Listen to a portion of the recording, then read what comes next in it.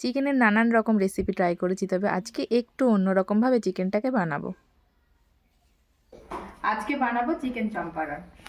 Chicken Champaran বানানোর জন্য মশলা তৈরি করে নিই। প্রথমে নিয়েছি জিরে, নিয়েছি আদা রসুন, আর নিয়েছি শুকনো লঙ্কা। এটাকে মিক্সিতে আমি পেস্ট করে নেব। মশলাটা তৈরি হয়ে গেছে। এরপর আমি পেঁয়াজ কেটে নিয়েছি আর নিয়েছি একটা গোটা টমেটো কেটে। আমি নিয়েছি 1 কিলো চিকেন।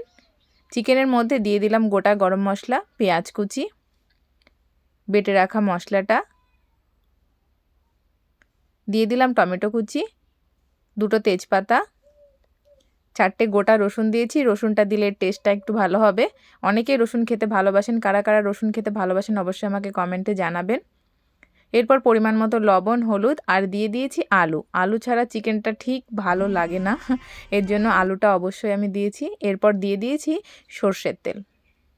সর্ষের তেলের পরিমাণটা একটু বেশিই দিয়েছি। এরপর সমস্তটাকে খুব ভালোভাবে চটকে মেখে নিতে হবে।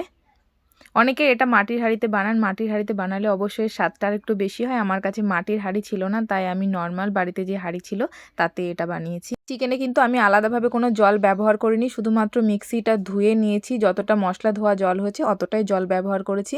হাঁড়িটাকে গ্যাসের উপর বসিয়ে দিয়ে থালাটাকে আটা দিয়ে বেশ ভালোভাবে আটকে দিতে হবে, যাতে ভাপটা বেরোতে না পারে। এরকমভাবে এটাকে এখন 10 মিনিট হাই ফ্লেমে কুক করব, তারপর 15 মিনিট মতো লো ফ্লেমে।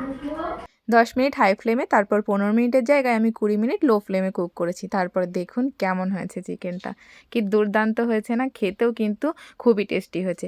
আপনারা অবশ্যই বাড়িতে ট্রাই করবেন এইভাবে, আর আমাকে কমেন্টে জানাবেন আপনাদের এই চিকেন চম্পারনের রেসিপিটা কেমন লাগলো। জানাতে ভুলবেন না কিন্তু।